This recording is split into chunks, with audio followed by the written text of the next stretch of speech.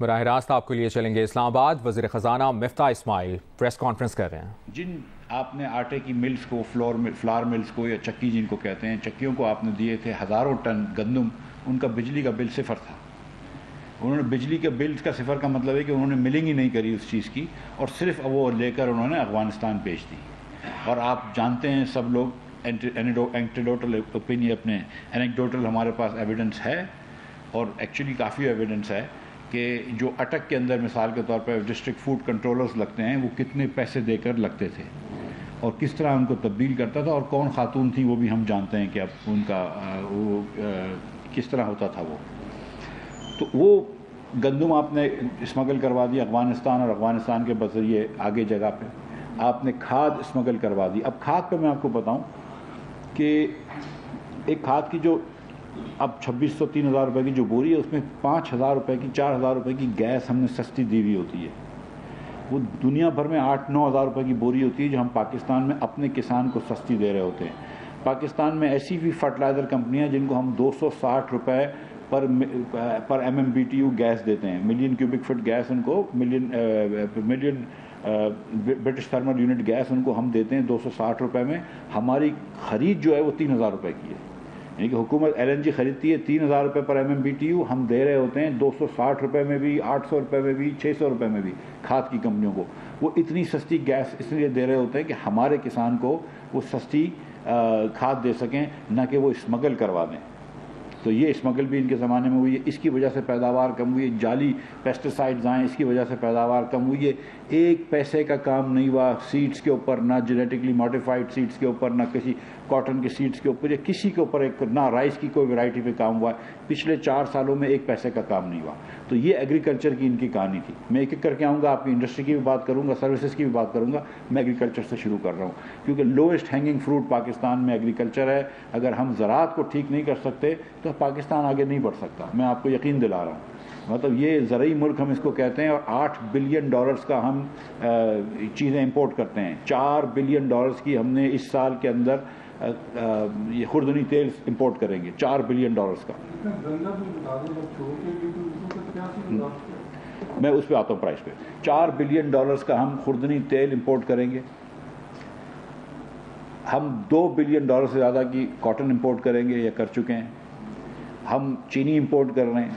اب اس سال چینی امپورٹ نہیں ہوگی۔ گندم امپورٹ کر چکے ہیں، پچھلے سال ہم نے $600 ملین کی ہے، اب ہم کو $1.5 بلین کی گندم امپورٹ کرنی پڑے گی۔ تو ایک طرف آپ کہتے ہیں کہ پاکستان جو ہے وہ زرعی ملک ہے، اور دوسری طرف آپ $8 بلین کی امپورٹ کر رہے ہیں۔ اس سال پاکستان کا امپورٹ $75 بلین کی اسپیڈ پہ جا رہا ہے۔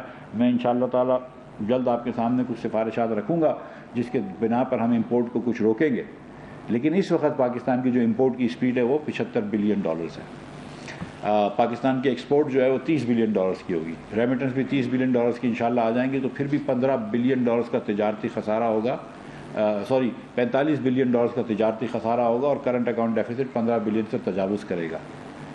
گندم اس وقت انٹرنیشنل مارکیٹ میں بہت مہنگی ہو گئی ہے، لیکن پاکستان میں آٹا جو ہے وہ آپ جانتے ہیں، جب نواز شریف صاحب چھوڑ کے گئے تھے حکومت، یا مسلم لیگ چھوڑ کے گئی تھی حکومت، تو 35 روپے کا تھا، آج وہ 80-90 روپے کا آٹا ملتا ہے۔ ہم نے چینی شہباز شریف صاحب جب سے آئے تو ہم نے یوٹیلیٹی اسٹورز کارپوریشن میں بھی 85 سے کم کروا کے 70 کر دی ہے، آج بھی وہ 70 روپے کی مل رہی ہے، اور جب تک وہ اسٹاکس رہیں گے 70 کی ملے گی، اور پھر اس کے بعد میں نے ان سے کہا کہ میرے پاس آئیے گا، میں پھر انشاءاللہ تعالیٰ کوئی نہ کوئی آپ کو سبسڈی دے دوں گا، تو آپ چینی سستی دیتے رہیں لوگوں کو۔ ہم گھی کے اوپر بھی تقریباً 150-200 روپے کی سبسڈی دے رہے ہیں، 195 روپے کی، شاید 190 روپے کی سبسڈی دے رہے ہیں، تو گھی بھی ہم یوٹیلیٹی اسٹورز کارپوریشن سے سستا بک رہے ہیں۔ لیکن یہ چیزیں خان صاحب کی حکومت میں ناقابل برداشت مہنگی ہوئی ہیں، جس کے اندر ڈی ویلیویشن کا بھی تعلق تھا، اور جس کے اندر ناقص اکنامک پالیسیز کا بھی تعلق تھا، اور بالکل صحیح بات ہے کہ جس میں انٹرنیشنل قیمتیں بڑھنے کا بھی تعلق تھا۔ جو کووڈ کا شاک ملا ہے وہ بہت پاکستان کی معیشت کے لیے شاک تھا، لیکن فائنینشلی حکومت کے لیے وہ اچھا ثابت ہوا، کیونکہ $4 بلین سے زیادہ کی تو G20 کنٹریز نے آپ سے ری پیمنٹ نہیں مانگی، وہ آپ کو ڈیفر کر دی، تو $4 بلین وہ بچ گئے۔ اس کے علاوہ IMF نے آپ کو $1.5 بلین ایمرجنسی فنڈز دیے جو اسٹیبلائز نہیں ہوتے۔ مقصد یہ ہے کہ IMF عموماً لون دیتی ہے تو آپ کے بینک، اسٹیٹ بینک کو لون دیتی ہے جس کا ڈالر اسٹیٹ بینک میں رہتے ہیں، لیکن روپی کمپوننٹ منسٹری آف فائنانس کو نہیں جاتا۔ یہ جو $1.5 بلین دیا IMF نے، اس کا روپی کمپوننٹ بھی منسٹری آف فائنانس کو گیا، تو وہ بھی ایک فائدہ ہوا۔ اس کے علاوہ دنیا بھر سے بھی لون لیے، ڈپازٹ جس کو آپ کہتے ہیں. تو یہ عمران خان صاحب کی حکومت کو یہ کووڈ کی وجہ سے فائنینسز بڑا فائدہ ہوا، لیکن عوام کو وہ ریلیف نہیں پہنچا سکے اور عوام کے پاس صرف مہنگائی گئی. پھر اپنی حکومت کو بچانے کے لیے آخر وقت پہ انہوں نے یہ پیٹرول کی قیمت کے اندر پیٹرول کی کمی کر دی. آپ کو یاد ہے کہ 160 روپے یا 62 روپے کا تھا، 160 روپے کا تھا غالباً، اس کو 10 روپے کم کر کے 150 روپے کا پیٹرول کر دیا، ڈیزل 145 کا کر دیا. جبکہ اس دن سمجھی تھی کہ بڑھاؤ، لیکن بڑھایا نہیں بلکہ مزید 10 روپے کم کر دیا. اور اس وقت $80-85 کا $90 کا تیل تھا، آج $110 کا تیل ہے، تو تیل بڑھ گیا ہے. اب پیچھے سے وہ کہہ رہے ہیں کہ ہم پیٹرول نہیں بڑھا رہے، اگر ہم بڑھائیں گے تو بھی ہم گناہ گار، نہیں بڑھاتے تو بھی ہم گناہ گار. وہ عمران خان صاحب یہ بارودی سرنگ بچھا کے گئے اور یہ خوش ہو رہے ہیں، اس پہ یہ لڈیاں ڈال رہے ہیں. لیکن سوچنا تو یہ چاہیے کہ مسلم لیگ نون کا تو جو بھی اگر آپ سیاسی ڈیمیج کرنا چاہ رہے ہیں، آپ نے پاکستان کی معیشت کس نیچ پہ لے کے آ گئے. آج اگر عمران خان کی پالیسیز کی وجہ سے معیشت جو ہے وہ پیٹرولیم اور ڈیزل سبسڈی پہ 120 ارب روپے کا نقصان کر رہی ہے ماہانہ، جو 3 گنا ہے ہماری سویلین حکومت سے، تو اس کا ذمہ دار تو عمران خان ہی ہے نا، اس کا ذمہ دار کوئی اور تو نہیں ہے. آج جب اسد عمر صاحب جا کے کرٹیسائز کر رہے ہیں یا عمران خان صاحب کہہ رہے ہیں کہ روپیہ ڈی ویلیو ہو رہا ہے، تو بھائی ڈی ویلیویشن کنگ تو تم ہو، سب سے زیادہ ڈی ویلیویشن تو آپ نے کری ہے. ہم تو 115 پہ ڈالر چھوڑ کے گئے تھے، آپ جو ہے وہ 180 تک لے کے گئے تھے، 189 پہ لے کے گئے تھے. آپ اس پہ تو اس وقت تو ڈی ویلیویشن پہ آپ لڈیاں ڈالتے تھے کہ ڈی ویلیویشن ہو گئی، بڑا کمال کر دیا. 179 سے 190 سے 182 ایک دن 2 دن میں آیا ہے شہباز شریف صاحب کی وجہ سے، کہ شہباز شریف آئیں گے تو بہتری آئے گی، یہ کانفیڈنس تھا. مگر یہ جو عمران خان صاحب نے جو ہلچل مچا رکھی ہے، جو ایک طوفان مچا رکھا ہے پاکستان میں، جھوٹ کا طوفان مچا رکھا ہے. کبھی پتہ نہیں غدار ہم لوگوں کو کہنا شروع کر دیا. عمران خان کے بقول بغیر عمران خان کے پورا پاکستان غدار ہے. افواج پاکستان کے سربراہ بھی غدار ہیں، وہ بھی سارے افسران غدار ہیں، سارے سیاستدان بھی غدار ہیں، سارے لوگ بھی غدار ہیں، جرنلسٹ بھی غدار ہیں. صرف ایک عمران خان ایماندار رہ گیا، ایک عمران خان اچھا مسلمان رہ گیا، ایک عمران خان اچھا پاکستانی رہ گیا، باقی منحاس القوم ہم لوگ بیکار ہیں سب. تو یہ بڑی عجیب سی وہ ہے. اور یہ جو ادم مچایا ہوا ہے، اس کی وجہ سے پولیٹیکل انسرٹنٹی ہے. آج یہ پولیٹیکل انسرٹنٹی پاکستان میں نہیں ہو تو شہباز شریف جس دن آیا تھا اس دن تو 182 روپے کا تھا، ڈالر ہو گیا تھا. اس کے بعد یہ بات کرتے ہیں کہ ہم نے ایکسپورٹ بڑھایا ہے. بالکل ایکسپورٹ بڑھا ہے، 25% سے ایکسپورٹ بڑھا ہے. اس میں آپ دیکھ لیجئے کہ پرائس افیکٹ کتنا ہے اور کوانٹٹی افیکٹ کتنا ہے. بالکل آپ یہ دیکھ لیجئے. پہلے 3 سال مسلم لیگ گئی تو ان کا ایکسپورٹ 1 پیسہ نہیں بڑھا. پہلے سال ایکچولی کم ہو گیا، دوسرے سال پھر برابر آیا، اور تیسرے سال جب یہ تیسرے سال بھی ہمارے دوسرا سال کووڈ تب کافی کم ہو گیا، تیسرے سال ہمارے برابر آیا. پہلے سال $500 ملین کم تھا ہم سے، دوسرے سال $2.5 بلین کم ہوا، اور تیسرے سال ہمارے لاسٹ ایئر سے $400 ملین بڑھا ہے. اس سال جا کے بڑھا ہے. لیکن آپ پرسنٹیج آف ورلڈ ایکسپورٹ دیکھ لیجئے کہ جب پوری دنیا کا ایکسپورٹ بڑھ رہا ہو تو آپ کا پرسنٹیج آف ورلڈ ایکسپورٹ تو وہیں کھڑا ہوا ہے. امپورٹ 50% بڑھا ہے. تو یہ اس بات پہ بڑے خوش ہوتے ہیں کہ ہم نے ایکسپورٹ 25% بڑھا لیا، جس پہ ہم گزارش کرتے ہیں کہ اس میں پرائس افیکٹ زیادہ ہے کہ 6,000 روپے کی روئی 18,000 روپے کی ہو گئی تو ٹی شرٹ اور شرٹوں کی قیمت مہنگی ہو گئی. تو پھر امپورٹ بڑھتا ہے تو اس پہ آپ کچھ نہیں بولتے، اس پہ آپ بولتے ہیں یار پرائس بڑھ گئی. تو بھائی پرائس تو دونوں چیزوں پہ بڑھی ہے نا، امپورٹ پہ بڑھی ہے، ایکسپورٹ پہ بھی بڑھی ہے. لیکن امپورٹ 50% بڑھا ہے، ایکسپورٹ 25% بڑھا ہے. تو یہ آپ دیکھ لیجئے، تناظر میں دیکھ لیجئے کہ امپورٹ کیوں بڑھ رہا ہے. بھائی گاڑیوں کے $2 بلین سے زیادہ کے موبائل فون کیوں آ رہے ہیں، خوردنی تیل اتنا کیوں آ رہا ہے، گندم کیوں امپورٹ ہو رہا ہے کیونکہ آپ نے گندم پیداوار نہیں کری. روئی کی اتنی امپورٹ کیوں ہو رہی کیونکہ آپ نے مناسب روئی پیداوار نہیں کری. چینی کیوں امپورٹ ہو رہی ہے کیونکہ آپ چینی کی بھی امپورٹ کرنے میں ناکام رہے. مطلب یہ بیسک چیزیں جب آپ امپورٹ کر رہے ہیں تو پھر مشینری کی کیا بات کر رہے ہیں. کیا machinery as a percentage of total import بڑھی ہے؟ نہیں بڑھی. آپ نے 1 پیسے کا جو عمران خان صاحب نے جب ان کی حکومت ہم چھوڑ کے گئے تھے، اور انفیکٹ ہمارے چھوڑنے کے 1 مہینے بعد 30 جون 2018 کو پاکستان کا قرضہ تھا 24,952.9 ارب روپے. 24,952.9 ارب روپے. اس کو عمران خان صاحب نے 20,000 ارب سے بڑھا دیا پونے 4 سال میں. 20,000 ارب سے بڑھا دیا. یعنی کہ جتنا قرضہ پاکستان کے پہلے وزیر اعظم لیاقت علی خان نے لیا، اور لیاقت علی خان کے بعد جتنے وزرائے اعظم آئے، اس کے اندر مرزا صاحب تک سویلین وزیر اعظم آتے رہے، محمد علی بوگرا صاحب آئے، آیا چندریکر آئے، دیگر اور لوگ آئے. اس کے بعد ایوب خان صاحب آئے، پھر یایا خان صاحب آئے، پھر بھٹو صاحب آئے، پھر زن الضیاء آئے، پھر محترمہ بے نظیر بھٹو آئیں، پھر نواز شریف آئے، پھر محترمہ آئیں، پھر نواز شریف آئے، پھر مشرف صاحب آئے، ظفر اللہ جمالی آئے، محمد خان جنیجو آئے، شوکت عزیز صاحب آئے، پھر یوسف رضا گیلانی آئے، پھر راجہ اشرف آئے، نواز شریف آئے، اور شاہد عباسی آئے، اور ناصر الملک آئے. جتنے نے سب نے ملا کے لون لیا. اس 71 سالوں میں اس کا اکیلے عمران خان نے 4.25 سال میں اس کا 80% لون لے لیا. وہ آدمی جو قرضہ کم کرنے آیا تھا وہ 19-20 پرائم منسٹر ایک جگہ، ملٹری ڈکٹیٹرز ایک جگہ، پاکستان کے صدور ایک جگہ، انہوں نے جتنا قرضہ لیا 25,000 ارب روپے، اس کے سامنے 20,000 ارب روپیہ عمران خان 4.25 سال میں لے کے چلے گئے. اور پھر اس کے بعد ہم کو یہ بھاشن دیتے ہیں کہ قرضہ وہ کم کرنے آئے تھے. تو کوئی تھوڑی سی رعایت تو کرنی چاہیے، تھوڑی سی رعایت تو کرنی چاہیے. تھوڑا سا تو ایمانداری کی ضرورت ہے. کچھ تو کہیں تو سچائی کا ساتھ لے لیں. اس کے بعد یہ کہتے ہیں ہم ٹیکس ڈبل کر دیں گے. ماشاءاللہ یہ کہہ کے آئے تھے ٹیکس ڈبل کر دیں گے. میں جب وزیر خزانہ چھوڑ کے گیا تھا، جب مسلم لیگ نون چھوڑ کے گئی تھی، تو ہم نے 3842 ارب روپیہ جمع کیا تھا، جو کہ تقریباً ڈبل تھا جو ہم آئے تھے. جار صاحب نے پہلے 3 سالوں میں 60% ٹیکس ڈبل کیا تھا، بڑھا گیا تھا. ہم نامنل ڈبل کر کے گئے تھے، اور tax to G D P ratio جو تھا، F B R tax to G D P ratio 8.5 سے بڑھا کر 11.1% پہ لے گئے تھے تینوں سال. اور اب یہ چوتھا سال مسلم لیگ جب گئی ہے، 4 سال پی ٹی آئی کو ملے، 2000 ارب روپے کا نیا ٹیکس لگایا. آج تک وہ مسلم لیگ نون کا tax to G D P ratio نہیں لے کر آئے. پہلے سال تو 9.2 پہ گئے، پھر 9.6 پہ گئے، پھر 10.2 پہ گئے، اور اس سال بھی بڑی مشکل سے 11% سے کم ہی آئیں گے. انفیکٹ یہ میں پرانی جی ڈی پی کی بات کر رہا ہوں، نئی جی ڈی پی میں تو اور بھی کم ہو گئے. تو tax to G D P بھی نہیں لے کر آئے. پتہ نہیں کتنے انہوں نے لڑکے سوشل میڈیا پہ لمبے حکومت کے پیسوں پر رکھ لیے جو کہ ان کا کام کرتے تھے. یہ کام ضرور کرا انہوں نے، ہر جگہ پہ بے قاعدگی کری ہے. یہ جو پیٹرول کے اوپر سبسڈی دے کے گئے، اس کو فنڈ بھی نہیں کیا، وہ بھی آگے ہم نے کیا ہے، وہ بھی شہباز شریف کی حکومت نے کیا ہے. اور شوکت ترین صاحب یہ فرماتے ہیں کہ وہ پتہ نہیں پیسے چھوڑ کے گئے تھے جدھر سے پیٹرول کی سبسڈی دی. تو مجھے بتا بھی دو کہ بھائی کہاں چھوڑ کے گئے تھے. میں وزیر خزانہ آیا ہوں آپ کے بعد، تو مجھے بتا دو کہ یار یہاں رکھے ہوئے پیسے، یہ چھوڑ کے گئے تھے، مجھے بتا دیں. مجھے تو نظر نہیں آئے کہیں پیسے، کدھر رکھ کے گئے پیسے. آئی ایم ایف کے پاس آپ نے دسمبر میں یہ وعدہ کیا ہے، اور آئی ایم ایف سے یہ وعدہ کیا ہے انہوں نے کہ 25 ارب روپے کا پرائمری ڈیفیسٹ ہوگا، اور کوئی 3900 ارب یا تقریباً 4000 ارب گن لیجئے، 4000 ارب روپے کا ٹوٹل ڈیفیسٹ ہوگا، اور 25 ارب روپے کا پرائمری ڈیفیسٹ ہوگا. 25 ارب روپے کا.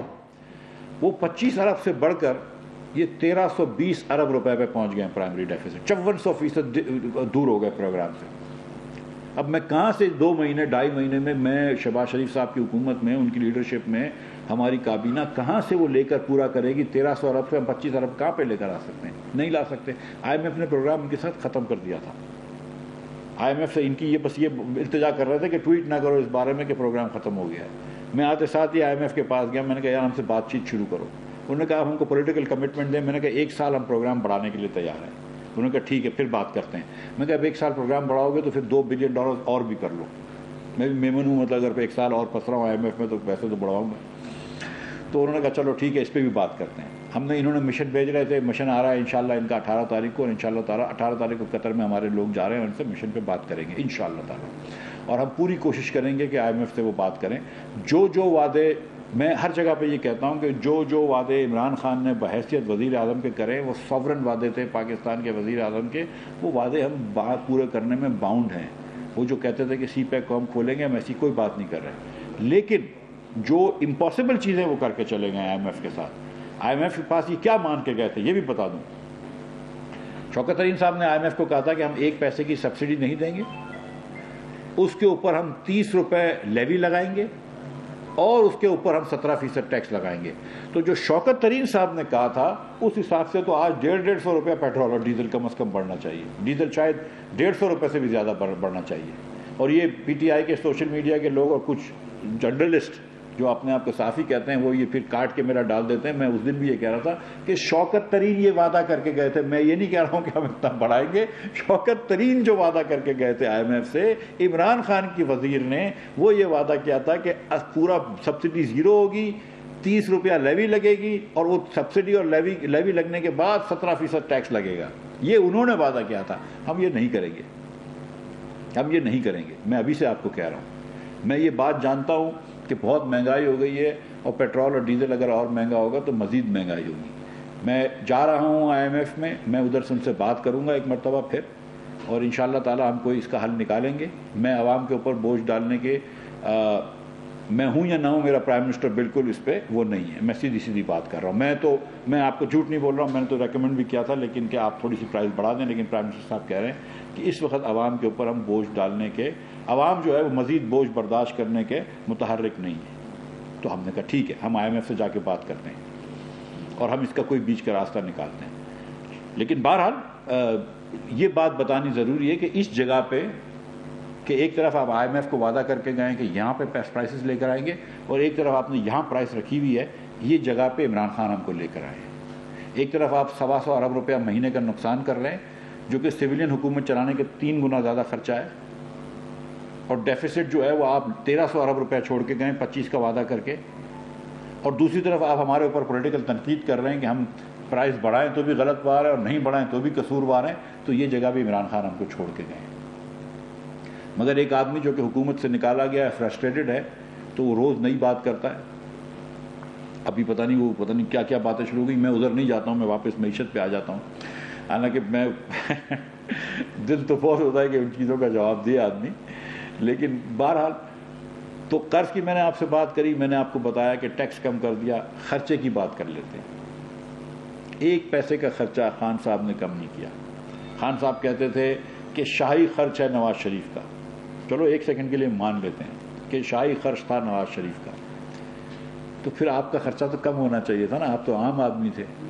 چلو میں 93-99 کروڑ روپے جو انہوں نے پیٹرول پہ ڈالا دیے ہیلی کاپٹر کے, وہ بھی معاف کر دیا کہ ہیلی کاپٹر میں بیٹھنے کی عادت تھی, چلو کوئی بات نہیں, ہم نے وہ معاف کر دیا. ابھی KP کی حکومت پہ گھوم رہے ہیں, پہلے وفاقی حکومت کے ہیلی کاپٹر پہ گھوم رہے تھے, وہ ہم نے معاف کر دیا.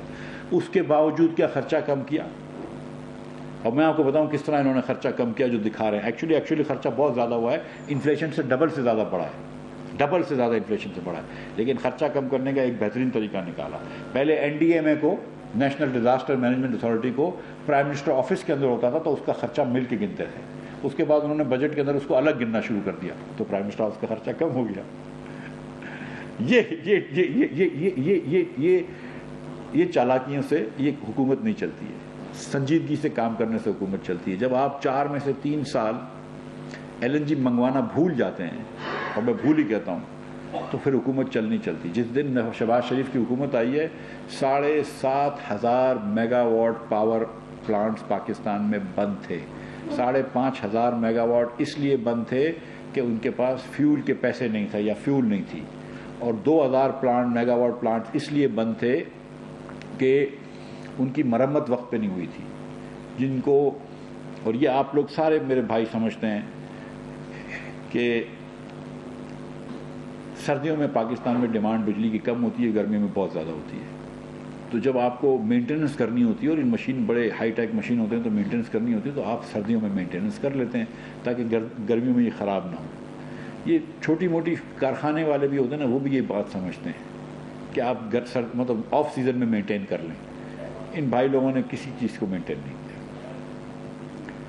اور انہوں نے ہی کر دیا. اگر آپ کو یاد ہے کہ ایک مرتبہ پورے پاکستان میں بجلی چلے گئی تھی, تو عمر ایوب صاحب آئے, ان سے پوچھا کہ کیا وجہ ہے بجلی چلے گئی. انہوں نے کہا یہ نہیں پتا, لیکن غلطی نواز شریف کی ہے. تو اور پھر وہ کیا ہوا پتہ چلی کہ وہ مینٹیننس کرتے ہیں, اس پہ تھوڑا سا وہ آئل ڈالنا, لوبریکنٹ ڈالنا ہوتا ہے, وہ ڈالنا بھول گئے تھے, بجلی چلے گئی. لیکن ظاہر ہے کہ غلطی نواز شریف کی تھی. نواز شریف کو ایک آدمی چھوڑ کے جانا چاہیے تھا کہ جو کہ کام کرتا. عمران خان صرف تقریریں کرتا, تو وہ نہیں ہوا. تو یہ اس قسم کی معیشت کے بعد آج اگر آ کے ہم کو یہ لیکچر دے رہے ہیں کہ معیشت کس طرح چلاؤ, آج اگر آ کے مجھے یہ بتا رہے ہیں کہ ڈیویلیویشن برا ہوتا ہے, تو ڈیویلیویشن 1 مہینے پہلے برا نہیں ہوتا تھا, ڈیویلیویشن آج سے برا ہو رہا ہے. مجھ کو آج یہ بتا رہے ہیں کہ انفلیشن برا ہے. اس دن حماد اظہر صاحب کہتے ہیں کہ آٹے اور ٹماٹر کی پرائس بڑھ گئی. میں کہا چلو کفر ٹوٹا خدا کر کے. عمران خان تو کہہ رہا تھا کہ میں ٹماٹر کی پرائس دیکھنے ہی نہیں آیا ہوں. تو میں تو اس وقت بھی کہہ رہا تھا کہ شہباز شریف ٹماٹر کی پرائس کا ذمہ دار ہے.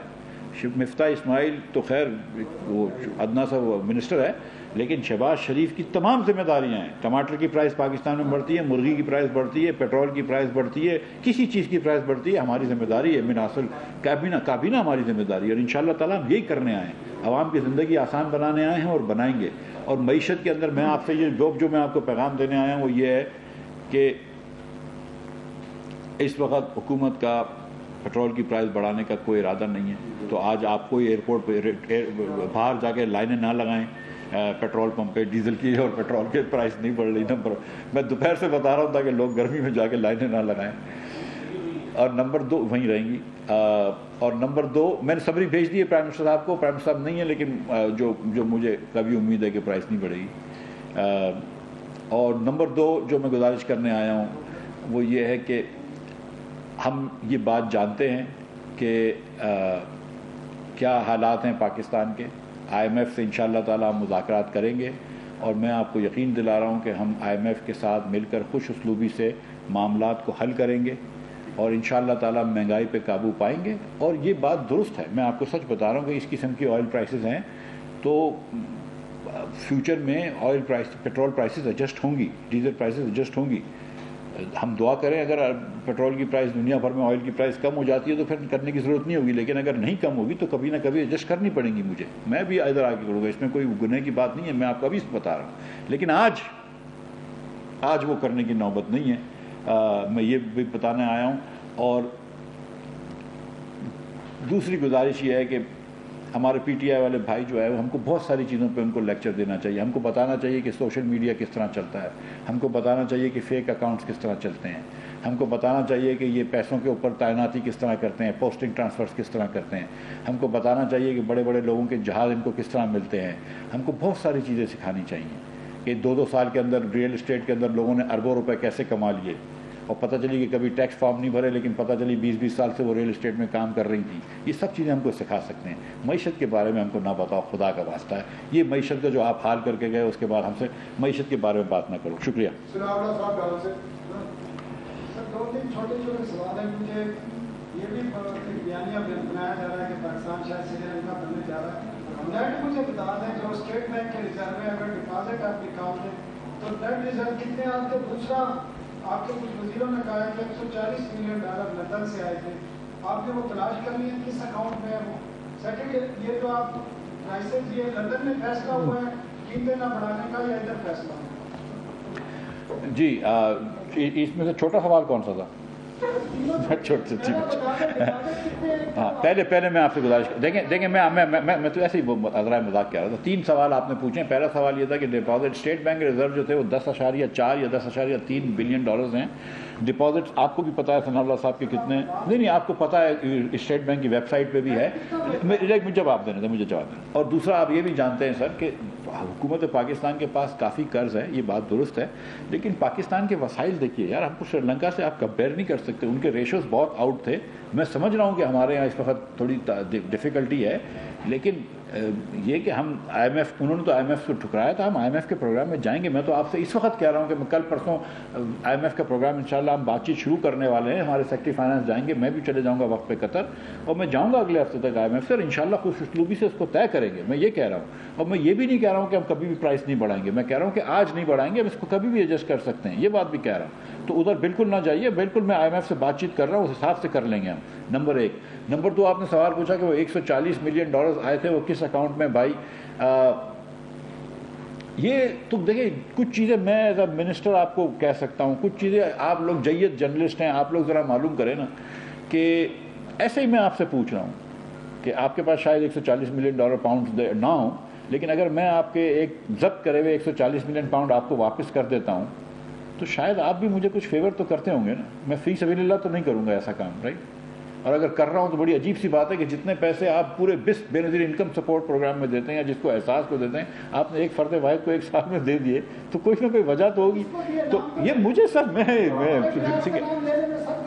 آپ لے لیں ملک ریاض کا نام، میں کیوں لوں؟ آپ لے لیں ملک ریاض کا نام، ٹھیک ہے۔ اچھا دوسری بات ہے، اگر وہ نام ہے، میں تو یہ صرف کہہ رہا ہوں کہ 140 ملین آئے تھے حکومت پاکستان کے پاس، وہ کس اکاؤنٹ میں؟ حکومت پاکستان کے فیڈرل گورنمنٹ کے اکاؤنٹ میں نہیں گئے، میں یہ کہہ رہا ہوں، ٹھیک ہے، نمبر 1۔ اور تیسری بات آپ نے جو تیسرا سوال پوچھا ہے، دیکھیں یار کابینہ کا فیصلہ، دیکھیں میں آپ کو بتاؤں، ابھی میں نے سمری بھیجی ہے پرائم منسٹر صاحب کو اپنی طرف سے، میں اس کا پروسیس بتا دوں کہ اوگرا ایک سمری نکالتی ہے، پچھلے 15 دن کی جو حکومت کا خرچہ ہوتا ہے، حکومت کی جو ایکچوئل پیٹرولیم امپورٹنگ کمپنی کی جو کاسٹ ہوتی ہے اس بیسس پہ وہ پیٹرولیم وزارت کو بھیجتی ہے، وہ فائنانس منسٹر کو بھیجتی ہے، فائنانس منسٹر آگے وہ سمری اپنے کامنٹس لکھ کر پرائم منسٹر کو بھیجتا ہے. جو پرائم منسٹر صاحب فیصلہ فرمائیں گے وہ ہم آپ کو دے دیں گے. میرا یہ جو پرائم منسٹر صاحب سے میری بات چیت ہوئی ہے، مجھے یہ پتہ ہے کہ آج وہ پرائس بڑھانے کے موڈ میں نہیں ہے. مجھے انہوں نے کہہ دیا کہ مفتاح آج میں پرائس نہیں بڑھاؤں گا. وہ ابھی آئے بھی نہیں ہے پاکستان کے اندر، آج ان کا انتقال بھی ہو گیا ہے اب کل معذرت سے وہ شیخ صاحب کا. تو پرائم منسٹر صاحب آئیں گے تو میں کل ان کے ساتھ بیٹھ جاؤں گا، بات کر لوں گا. وہ آج راستے میں مجھ سے بغیر میٹنگ کرے یہ فیصلہ نہیں فرمانا چاہتے تھے. بس ہو گیا سوال.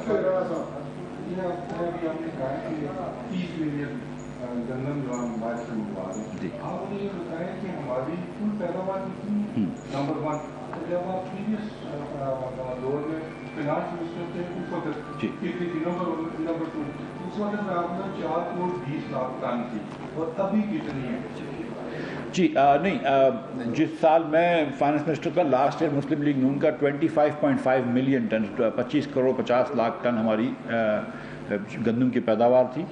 اس سال ہم کو مزید گندم کی ضرورت نہیں تھی کیونکہ ہمارے پاس کچھ اوپننگ سٹاکس بھی رکھے ہوئے تھے اور گندم اسمگل بھی نہیں ہو رہی تھی.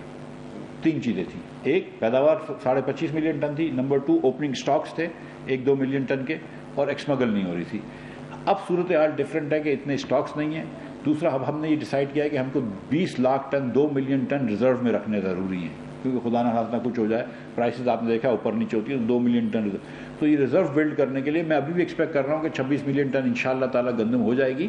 لیکن اس بار میں نے سنا ہے کہ کچھ بارشیں دیر سے آئی ہیں تو دانہ تھوڑا سا چھوٹا ہوا ہے، تو دیکھ لیتے ہیں. لیکن اس لیے ہم احتیاطاً 3 ملین ٹن کر رہے ہیں گندم تاکہ پرائس ادھر نہ بڑھے. پرائم منسٹر صاحب نے مجھے کہا، میں سچی بات ہے کہ 2 ملین ٹن میں گزارا کر سکتا تھا.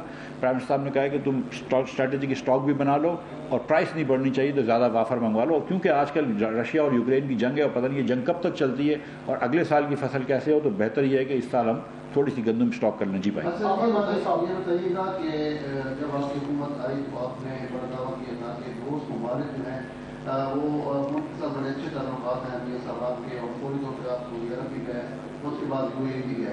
تو ان کے ساتھ جو معاہدے ہوئے تھے وہاں جو بات چیت ہوئی تھی، اور ایک ٹیم دبئی کی سے بھی اور میں بات چیت ہوئی تھی، تو ان کے معاہدوں کا کیا بنا؟ وہ کوئی ملا وہاں سے کچھ؟ جی بہت شکریہ. دیکھیے یہ تھوڑی سی مس رپورٹنگ بھی ہوئی ہے اور شاید میں نے بھی غلط بات کر دی. تو میں آپ کو بتاؤں، جب ہم سعودی عرب گئے تھے، جب پرائم منسٹر صاحب تشریف لے گئے تھے سعودی عرب، میں بھی ان کے ساتھ تھا، تو ہم پرائم منسٹر صاحب کی شہزادہ محمد بن سلمان سے بھی بات ہوئی تھی اور بڑی اچھی بات ہوئی تھی. پھر پرائم منسٹر صاحب نے مجھے ایک دن ایکسٹرا روک لیا تھا. میں وہاں سے ریاض چلا گیا اور ان کے وزیر خزانہ جو کہ ایک دن پہلے جدہ میں تھے ان کے ساتھ میں دوسرے دن بھی ان سے ملاقات کی میں نے.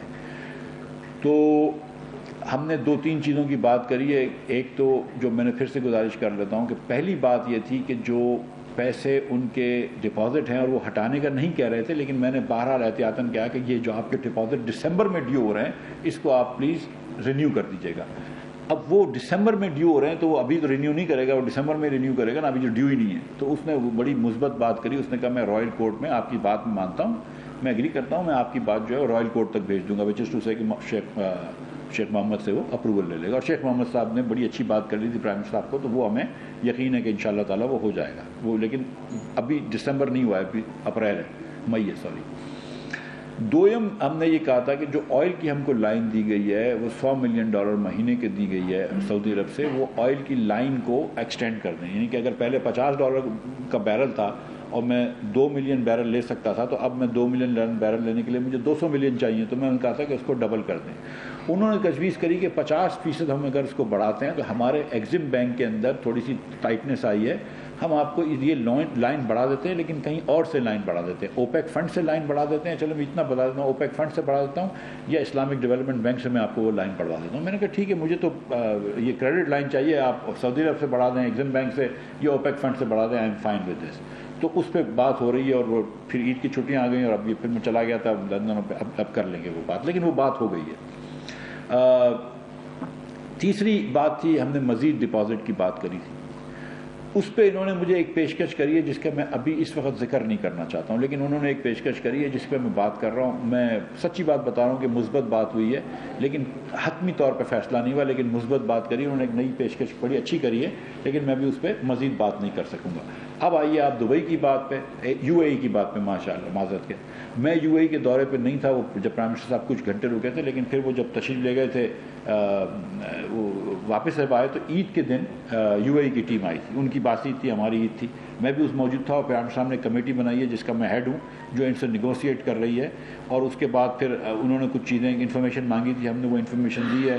ہم کو کچھ کام یہاں پہ کرنا تھا جو ہم ابھی تک نہیں کر پائے کیونکہ ہمارے کچھ چیزیں کرنی ہیں ہمیں، وہ ہم کر کے ان سے بات کریں گے. پھر اس کے اندر یہ ثانیہ ہو گیا شیخ خلیفہ کا، تو انشاءاللہ تعالیٰ یہ بھی بات ہو جائے گی. کسی نے منع نہیں کیا، سب بات کر رہے ہیں، لیکن کچھ 4-6-8 دن لگتے ہیں ان چیزوں میں، تو وہ لگ رہے ہیں. جی علی شیخ صاحب، سر یہ بتائیے گا کہ آج اسد عمر صاحب نے بڑا کلیئر سا کوشچن آپ سے پوچھا ہے. جی انہوں نے کہا کہ ہم 22 ارب ڈالر چھوڑ کر گئے تھے، آپ نے ایک مہینے میں 12 ارب ڈالر لگائے کہاں، اس کا بریک اپ دے دیں ایک بات. اور دوسرا یہ بتا دیں کہ آپ نے کہا کہ عمران خان نے اپنی حکومت بچانے کے لیے یہ جائز بڑھتی ہوئی قیمتوں کو روکا، تو آپ بھی تو وہی کر رہے ہیں کہ آپ بھی اپنی حکومت بچانا چاہتے ہیں.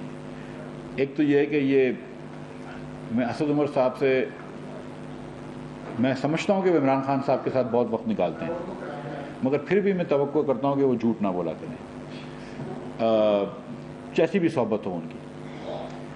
میں جانتا ہوں کہ شیخ رشید اور عمران خان کے ساتھ رہ کے آدمی کبھی کبھی غلطی کر جاتا ہے. 22 بلین کہاں چھوڑ کے گئے تھے مجھے بتا دیں نا، پتہ تو بتائیں. کسی کدھر چھوڑ کے گئے تھے مجھے بتا دیں. اگر کہیں چھوڑ کے گئے ہیں تو میں ذمہ دار ہوں، میں قسم سے اس میں ذمہ دار ہوں. میں دکھاؤں گا ان کو کہ کدھر، مطلب کیسی باتیں کر رہے ہیں یار. 10.4 بلین ڈالرز کا یہ جو ان کے سوشل میڈیا پہ جھوٹ بولتے ہیں، وہ اس کو سچ ماننا شروع کر دیں تو پھر الگ بات ہے. 10.4 بلین ڈالر کا اسٹیٹ بینک کا ریزرو تھا، وہ 6 بلین ڈالرز کا پرائیویٹ بینک کا ریزرو تھا. وہ ریزرو آج تک موجود ہیں. 10 بلین ڈالرز میں کدھر لے کے جاؤں گا؟ کیسی باتیں کر رہے ہیں بچوں جیسی. ہاں جب بات کر ہی رہے ہیں تو پھر میں یہ بھی بول لیتا ہوں کہ جب انہوں نے 20,000 ارب روپیہ قرض لے لیا، اور جب انہوں نے 27 ارب ڈالر کا بھی قرض لے لیا، 20,000 ارب میں شامل ہے کہ ایک 75 سے 102 ارب روپے کا جب لون بڑھا لیا، تو وہ 27 ارب ڈالر کدھر گئے؟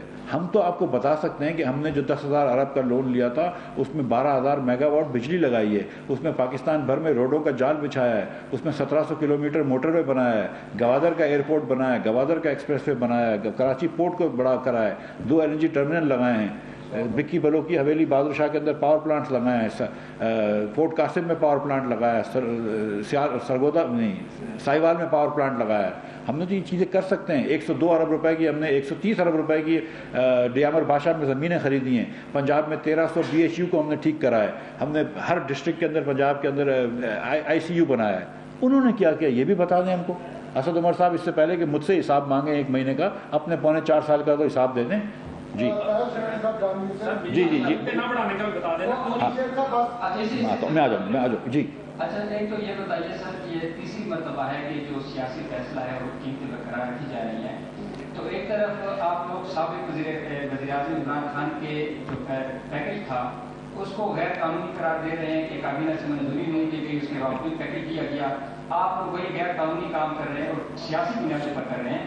تو یہ بتائیے کہ آپ لوگ وہ کام کیوں کر رہے ہیں. اس کے ساتھ یہ بتائیے گا کہ جو آپ ایک نان الیکٹڈ وزیر خزانہ ہیں 6 ماہ کے لیے، اس کے بعد پتہ نہیں ایڈوائزر آپ ہوں گے نہیں ہوں گے یا اس سے پہلے حکومت چلیے کوئی پتہ نہیں ہے، تو آپ کے بارے میں حکومت کے اندر میں سے آوازیں اٹھ رہی ہیں کہ آپ ایک نان الیکٹڈ وزیر خزانہ ہیں اور آپ کے بارے میں بے اختیار وزیر خزانہ کا تعصب بھی پایا جاتا ہے کہ جو چیز آپ ریکمینڈ کرتے ہو وہ وزیر اعظم ریجیکٹ کر دیتا ہے، اس کو پیٹرولیم قیمتیں ہی لے لیں. تو لندن سے بھی جو ایک سابق وزیر خزانہ ہے وہ بھی آپ کی کھلے عام پالیسی سے اختلاف کر رہے ہیں. تو آپ ایک بے اختیار وزیر خزانہ رہنے کا جو تعصب ہے آپ کے بارے میں اس کو برقرار رکھیں گے یا اپنا عہدہ چھوڑ کر گھر چلے جائیں؟ نہیں بالکل عہدہ چھوڑ کے گھر نہیں جا رہا ہوں. آپ بالکل اس پہ نہ رہیں، کوئی بھی اس خوش فہمی میں نہ رہے. وزیر اعظم میں ہر وزیر جو ہے وہ وزیر اعظم کی اس ثواب دید پہ ہوتا ہے. اگر وزیر اعظم جس دن کہے گا اس دن چلے جائے گا. اگر کسی کے پیٹ میں درد ہو رہا ہے تو میں اس کا کچھ علاج نہیں کر سکتا ہوں. لیکن کتنا اختیار ہے اور کتنا اختیار نہیں ہے وہ سب لوگوں کو پتہ ہے. اور آپ کی بات میں بتا دوں کہ ایسا تو نہیں ہو سکتا نا اسد عمر صاحب یہ تو نہیں کہہ سکتے کہ عمران خان نے پیٹرول کی قیمت صحیح کم کری تو وہ صحیح تھا اور اگر شہباز شریف ادھر کم رکھے تو غلط ہے. یا تو دونوں غلط تھے یا دونوں صحیح ہیں. ایسی بات تو نہیں ہو سکتی ہے. یہ پی ٹی آئی کی عجیب سی لاجک ہے. اس کا کیا جواب دے گا؟ Thank you. وزیر خزانہ مفتاح اسماعیل اسلام آباد میں پریس کانفرنس کر رہے تھے. انہوں نے کہا کہ حکومت کا پیٹرول کی قیمتوں میں اضافے کا کوئی ارادہ نہیں ہے. وزیر اعظم نے عوام پر مزید بوجھ ڈالنے سے انکار کر دیا ہے. انہوں نے کہا کہ وہ IMF سے بات چیت کے لیے جا رہے ہیں.